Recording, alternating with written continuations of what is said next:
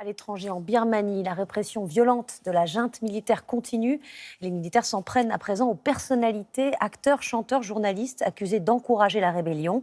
Depuis le coup d'État du 1er février, près de 600 civils ont été abattus. Certains ont réussi à fuir les violences pour se réfugier en Inde. Nos correspondants Angélique Forget et Antoine Védéier ont recueilli leurs témoignages. Ils ont fui à travers ces montagnes au péril de leur vie. Ces réfugiés birmans viennent tout juste de traverser illégalement la frontière indienne. Cette femme porte avec elle son neveu d'1 an. Leur voyage a duré 2 jours en voiture puis à pied. Des passeurs les guident sur ce sentier rocailleux. C'était risqué de passer la frontière, mais le plus dangereux, c'était de rester vivre en Birmanie. Les militaires sont prêts à nous tirer dessus à tout moment. Ils peuvent même entrer chez les gens et les tuer.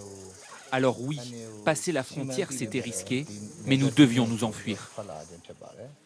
Tous sont des soutiens d'Aung San Suu Kyi, la leader politique renversée par la junte militaire.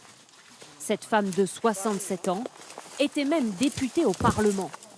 Depuis le coup d'État, elle vivait cachée en Birmanie. Ça fait déjà longtemps que j'ai quitté ma maison, plus d'1 mois environ. Nous ne pourrons pas poser davantage de questions. Il faut aller vite. Le groupe craint les patrouilles indiennes. L'armée arrive. Il faut y aller maintenant. Dans la voiture qui les conduit loin de la frontière, chez des proches déjà installés en Inde, ces exilés s'offrent enfin un instant de répit. Le temps d'une photo, ils posent avec les 3 doigts levés. C'est le symbole du mouvement de protestation.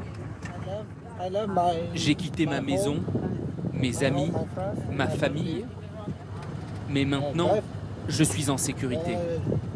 Alors, est-ce que je suis heureux ou est-ce que je suis triste? Je ne sais pas.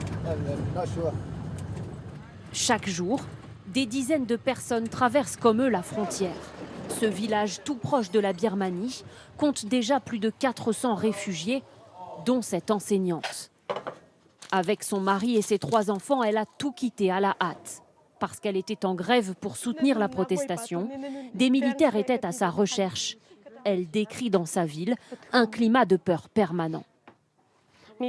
En face de moi, un jour, j'ai vu des militaires frapper un jeune à mort, le mettre dans une voiture et s'en aller à toute vitesse. Heureusement, les militaires ne m'ont pas vu, sinon ils m'auraient fait la même chose. Depuis le coup d'État, c'est l'escalade dans la répression militaire. L'armée tire désormais à balles réelles sur les manifestants pro-démocratie.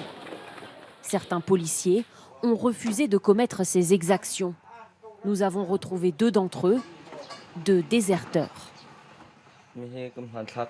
Regardez là, c'est moi en uniforme sur la photo. Cela fait 1 mois qu'ils ont fui la Birmanie.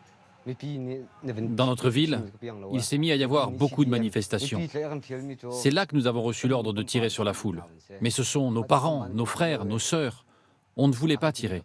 Alors, on a refusé d'obéir. Depuis le putsch, déjà plus de 3000 personnes ont fui la Birmanie en direction de l'Inde.